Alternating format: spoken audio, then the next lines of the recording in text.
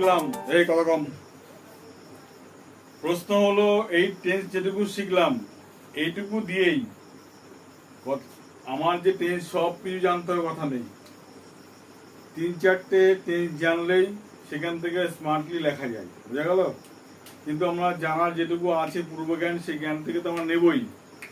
সেই জ্ঞান মানে আমরা যেটুকু শিখছি সেখান থেকে যেন মনের ভাবটা প্রকাশ করতে পারি সেইভাবে বাক্যগুলো তৈরি করবো, বোঝা গেল কি বললাম? কিরকম করতে পারি আমরা দেখো। তাহলে মানে এইখানে যেটা করবো আমরা কন্টিনিউয়াস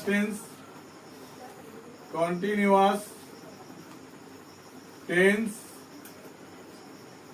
প্লাস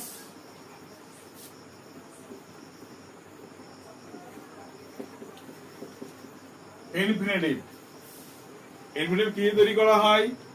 টু যুক্ত ভার্ব দিয়ে। কি তৈরি হয়? টু যুক্ত ভার্ব। মানে এটার মানে হলো একটা ভার্ব বসবে, তার আগে কি বসবে? একটা টু বসবে। কি বসবে? একটা টু বসবে। এই ভার্বের কর্ম বা অবজেক্ট থাকলেও থাকতে পারে, এই হলো মূল বিষয়। কথা কি বললাম? তোমাকে টেন্সের সঙ্গে একটা পার্টিসিপল যুক্ত করব, তাই না? কিরকম বলি আমরা বাক্য বলি তো, আমি শহরে যাচ্ছি জামা কাপড় কিনতে, বলি না? শহরে যাচ্ছি কি করতে? জামা কাপড় কিনতে। লিখে বলো।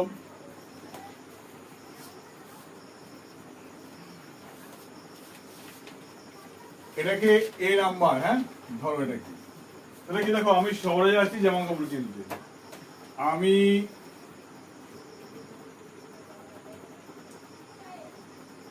শহরে যাচ্ছি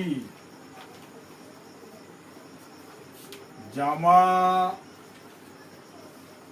কাপড় কিনতে। ভালো করে বুঝবে। তাহলে এখানে ইনফিনিটিভ কোনটা, টেন্স কোনটা চিনতে পারলেই বাক্য কমপ্লিট হয়ে যাবে। প্রথমে কি বললাম? ইনফিনিটিভ কোনটা, টেন্স কোনটা চিনতে পারলেই বাক্য তৈরি করতে পারবো। অর্থাৎ যার সঙ্গে তে আছে সেটা হলো ইনফিনিটিভ। এই তে আছে মানে এটা হলো কি? ইনফিনিটিভ। তাহলে জামা কাপড় কিনতে এইটুকু আলাদা কাজ আমাদের। আর টেন্স হলো আমি শহরে যাচ্ছি, এটা হলো টেন্স, এটা হলো টেন্স, আর এটা হলো ইনফিনিটিভ। আমরা ইনফিনিটিভ শিখেছিলাম টু দিয়ে কিভাবে বাক্য জয়েনিং করতে শিখেছিলাম না? মনে পড়ছে? বিশাল অগ্নিহোত্রী মনে পড়ছে। তাহলে আমি শহরে যাচ্ছি কি হবে এখানে? I am going to the town. I am going to the town বা সিটি বলতে পারি, ঠিক আছে? কি করতে? কি করতে? কিনতে। ভালো করে বুঝবি কি করতে হচ্ছে। কি করতে যাচ্ছি? কিনতে যাচ্ছি। To buy, BUY। কি কিনতে যাচ্ছি? জামা কাপড়, ক্লথস, CLOTHS। তাহলে এই যে পার্টটা এটাই হলো সেই পার্ট, আর এটা হলো টেন্স, এটা হলো টেন্স। কথা বললাম? তাহলে আমি শহরে যাচ্ছি কি করতে? জামা কাপড় কিনতে। তাহলে পার্ট ভালো করে বোঝো এখানে। তাহলে এই একটা টেন্স থেকে কি করে বাক্যটাকে বানানো যায়, ঠিক আছে? এমন শুধু টেন্স শিখলেই কিন্তু কোনোদিন বাক্য লেখা সম্ভব নয়। যদি আমার টু যুক্ত পার্ট, ইনফিনিটিভ, আইনযুক্ত পার্ট, অতিরিক্ত ব্যবহার করতে না পারি বাক্যের মধ্যে, ঠিক আছে? কি বললাম? তাহলে কোনোদিন আমাদের শেখা হবে না, শেখা সম্পূর্ণ হবে না, বাক্য লিখতে পারবো না। হ্যাঁ, কমা হবে না, টু যুক্ত বাক্যে কখনো কমা হয় না। ওকে, এবং আমার আর বাক্য লিখে দাও, করে রাখাম আমরা। কি বলতে পারো বলো? সে পড়াশোনা করছে ফার্স্ট ডিভিশন পাওয়ার জন্য। করে ভালো।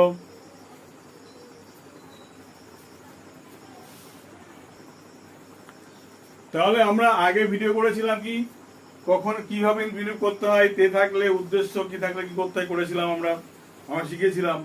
তার মানে সে পড়াশোনা করছে ফার্স্ট ডিভিশন পাওয়ার জন্য। সেই পড়াশোনা করছে, এটা প্রথম টেন্স, প্রধান টেন্স এটা। তাহলে হি ইজ স্টাডিং। কি জন্য? কি জন্য? পাওয়ার জন্য, টু গেট। কি পাওয়ার জন্য? First division. ফার্স্ট ডিভিশন লিখে দাও ওখানে। He is studying to get first division. হয়ে গেল। এই একটা স্টার্টিং, এইভাবে 5টা 10, এইভাবে 5টা বাক্য লেখা আনবা, এইভাবে 5টা বাড়ি কাজ।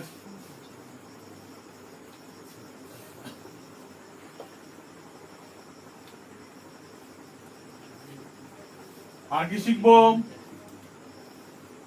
এবার? স্টাইল নাম্বার 2 শিখবো আমরা। স্টাইল নাম্বার 2 শিখবো। কি শিখবো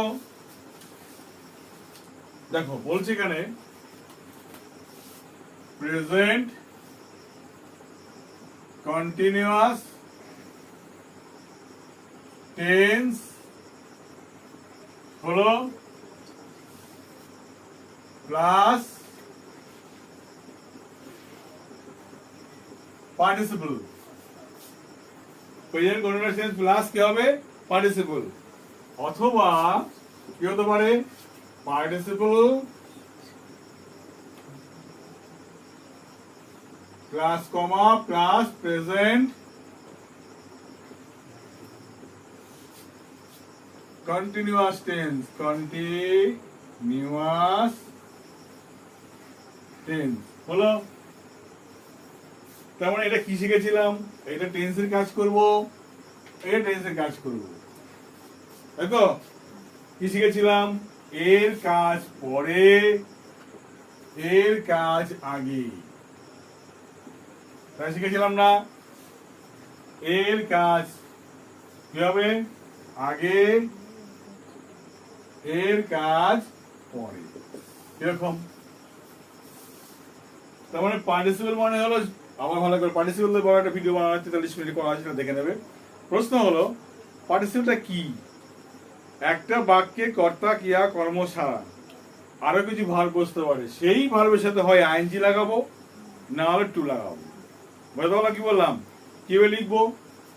টু যুক্ত ভার্ব বা আইএনজি যুক্ত ভার্ব যে কখনো মেন ভার্বের কাজ করবে না, এরা বাক্যের উদ্দেশ্য পূর্ণ করতে সাহায্য করবে। কিরকম? শুরু করি। কলকাতায় গিয়ে, কলকাতায় গিয়ে সে পড়াশোনা করছে।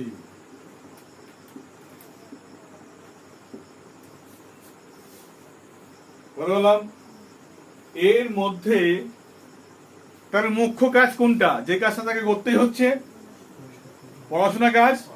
তার মানে এটা তার প্রধান কাজ, এটা প্রধান, তাই না?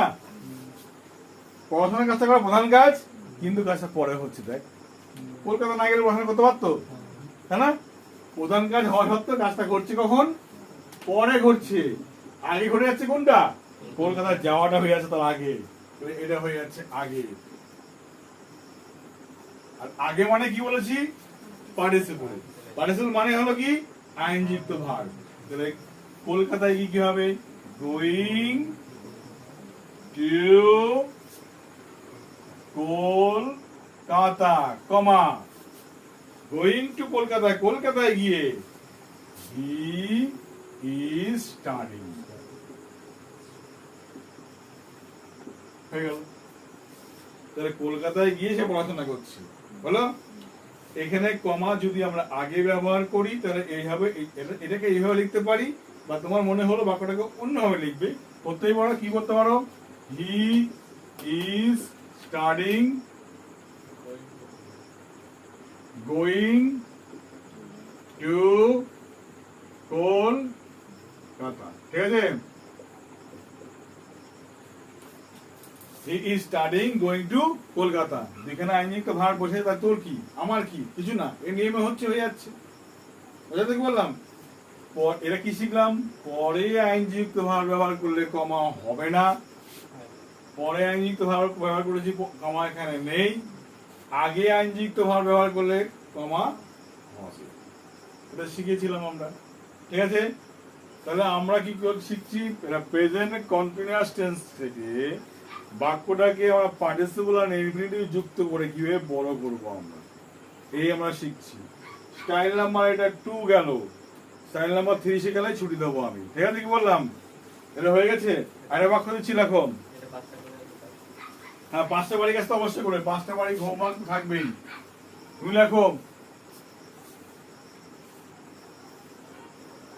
মাধ্যমিক পাস করে, একবার করে লিখে নাও, মাধ্যমিক পাস করে আমি কম্পিউটার শিখছি। আমি কম্পিউটার শিখছি। মাধ্যমিক পাস করে আমি কম্পিউটার শিখছি। হলো? তাহলে আগে কোন কাজ করব? আমি মাধ্যমিক পাস করব, তারপরে কম্পিউটার শিখবো। তাহলে কি হবে এটা? পাসিং মাধ্যমিক, আই এম লার্নিং কম্পিউটার। হয়ে গেল? কি বললাম? অথবা উল্টে লেখো, I am learning computer, passing মাধ্যমিক। ওকে, কি বললাম? এইভাবে করতে পারো।